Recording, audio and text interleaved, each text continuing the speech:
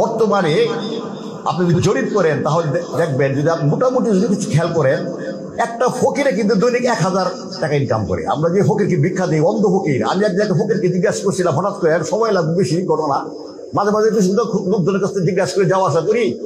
এক ফকিরের কাছে জিজ্ঞাসা করে, ভাই তোমাকে তো আমি দেখি, তুমি কোথায় থাকো? আমি ঢাকা থাকি। কত ইনকাম তোমার ঢাকাতে? 3000 টাকা দৈনিক ইনকাম, কম করে হইলো। তাই আমি বলবো তোমার এত টাকাতে কি করো? আমার মেয়ে একটা ময়মনসিংহ মেডিকেল বেস্ট পড়তেছে, 30 লক্ষ টাকা খরচ করে আমার মেয়ে খালি ভর্তি করাইছে। আমি ফকিরের কাছে কিরকম টাকা। আর অন্যদিকে যান, যারা আমাদের দেশে বর্তমানে আছেন, আমাদেরকে সৎ পথে আনার জন্য চেষ্টা করতেছে, ফিকির করতেছে। বিশেষ করে আমি মনে করি যে এখন বর্তমানে যে অবস্থা, মানুষের যে অভাব অনটন, জিনিসপত্রের যে দাম, এটা ইমাম মুয়াজ্জিনের দিকে খেয়াল করেন, তারা কি পরিমাণ টাকা বেতন পায়। লোক যদি 20,000 টাকা বেতন পায়, তাহলে তার সংসারে যদি স্বামী স্ত্রী আর 2টা সন্তান থাকে, তাহলে সে চলতে পারবে না। কারণ ম্যাক্সিমাম 80% লোকের বাসা নাই শহরের মধ্যে। 10,000 টাকা তো বাসায় চলে যায়, কত কষ্টের মধ্যে আছে।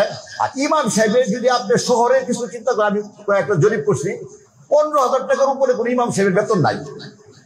আর মুয়াজ্জিন সাহেবের 8,000, 9,000, 10,000, 8,000 টাকা বেতন। কি অবস্থা আপনি এখন চিন্তা করেন যে আমি আপনাদের চলতেছি, কত খানা খাইতেছি, কত বস্তা বড় টাকা, সারা রাত তো আপনার 10 তলা 12 তলা বিল্ডিং এর আপনার ছাদের হইতেছে, আপনার ছাদের ঢালাই হইতেছে। কি পরিমাণ টাকা ওদের কাছে।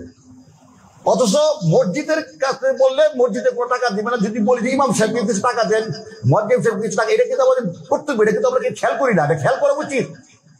আমরা অন্য মানুষকে যেরকম সাহায্য করি, মসজিদের ইমাম মুয়াজ্জিন কিন্তু কেউ করতে চাবে না, কারণ তারা তো আমাদের ইমাম, এই অত্র এলাকার তারা আমাদের ইমাম সর্দার, কিন্তু আমরা কিন্তু মানি না, বিশ্বাস করি না। এখন তারা কি খাচ্ছে না খাচ্ছে এটা আমরা খেয়ালই করি। আমি তো খালি খেয়েই যাচ্ছি। আমি আমার সুন্দর জামাই দিতে আসতেছে, আমার ছেলে মেয়েদের জন্য একটা 5,000, 10,000 টাকা দিয়ে জামা কিনবো, শাড়ি কিনবো, আর কি বাজার কেন্দ্রের। কিন্তু ইমাম সাহেব, মুয়াজ্জিন সাহেব, আমি কত টাকা বেতন দিচ্ছি? খুব বড় মুয়াজ্জিনের বেতন হলো আমাদের 12,000, আর ইমাম সাহেব বেতন হলো 22,000। অন্য মসজিদ তাও নাই। এই জন্য ভাইয়েরা আমার, আপনাদের কাছে আমার আকুল আবেদন, আসুন আমরা সকলেই মিলেমিশে আমরা চলতে পারি, যেন সুন্দর যেন আমাদের ঈদটা হয়। সবাই যেন, গ্রাম সাহেবের ইমাম সাহেবের তো আরো অবস্থা খুবই খারাপ, 3,000, 4,000 টাকা বেতন। আর গ্রাম সাহেবের ইমাম সাহেবের বেতন যে দেয়, যে মসজিদের কমিটি সেক্রেটারি সাহেবেরা, আমি বুঝি না তারা কিরকম কমিটি সেক্রেটারি সভাপতি। অত হিসাব দিতে হবে, আমারও হিসাব দিতে হবে, কারণ আমার আন্ডারে যারা কাজ করে। ইমাম সাহেব, মুয়াজ্জিন সাহেব তো বেতনই দেয় না, ঘুরায়, খালি ঘুরায়, সেক্রেটারি সাহেবের ঘুরায়। আর মাত্র 3,000 টাকা বেতন, 4,000 টাকা বেতন। সকলে আমরা ইনশাআল্লাহ যে যেখানে আছি, যে টপপাতে আছি, ইনশাআল্লাহ আমরা যেহেতু মুসলমান, পাক্কা মুসলমান, আমরা এদের প্রতি খেয়াল করব। আর বিশেষ করে এই বছর থেকে আমরা শুরু করব, অন্য খাতে যেরকম আমরা দান খয়রাত করি, ইমাম সাহেবকে, মুয়াজ্জিন সাহেবকে আমরা খুব গোপন ভাবে ইজ্জতের সহিত আমরা কিছু দান করবো, তাদের সাহায্য করবো। এটা কোনো ভিক্ষা না, সাহায্য করবো, যাতে সেও সুন্দর মতো আপনি ইচ্ছা করতে পারে তার বাচ্চা গোলামান বিবিকে দিয়ে। আর তারা তো অনেক রকমের, বছরে একবারই একটা ঈদ আসে, এই রমজান মাস, ঈদুল ফিতর আছে। এইখানে এই সময় আমরা মানুষকে টাকা পয়সা দান খয়রাত করি, সদকা দিই, জাকাত দিই, নানান রকমের খাত থেকে নানান রকমের কিস্তা। কিন্তু ইমাম মুয়াজ্জিন দিকে খেয়াল করি না, এটা করে খেয়াল করতে হবে। আর আমাদের দান খয়রাত করি আরেকটা জিনিস আমি খেয়াল করি না। বহুত লোকের কাছে জিজ্ঞেস করছি, আমার স্ত্রী মারা গেছে, আমার স্ত্রীর নামে কিন্তু একটা পয়সা আমি দান করি না, খালি আমার নিজের নামই, খালি নিজের নামই।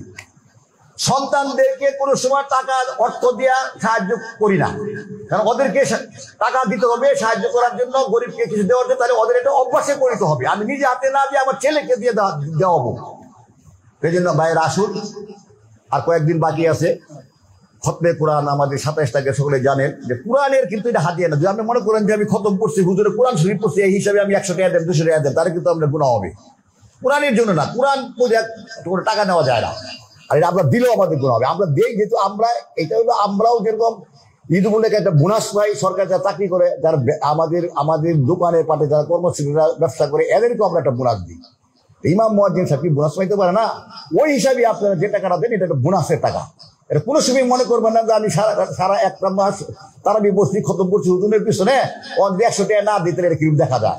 এই চিন্তা যদি করেন, তাহলে আপনার কিন্তু ইমান নষ্ট হয়ে যাবে। এটা করবেন না, এটা আপনার গুনাহ হবে। আপনি দিল খুললা, আমি যেরকম বাড়িতে সুন্দর মতন ঈদ করবো আমার ছেলে মেয়েদের কিনে, আমি কিছু টাকা খুব গোপন ভাবে ইমাম সাহেবকে দিই, খুব গোপন ভাবে মুয়াজ্জিন সাহেবকে দিই। এটা আমরা সকলে দিব ইনশাআল্লাহ। আর আমরা দেখে কম করে হইলেও অর্থে 500-600 লোকে আমরা নামাজ পড়ি, আর তারা 1000-1200 লোক। আর তারাবি রাত্রে মাত্র 100, এই পর্যন্ত 175 জন শিয়ালে আমরা পাইছি, মাত্র আমরা টাকা দিই, আর কেউ দেয় না, মাত্র 175 উপরে। আর 160, 150, 140, তার বাকি লোকগুলি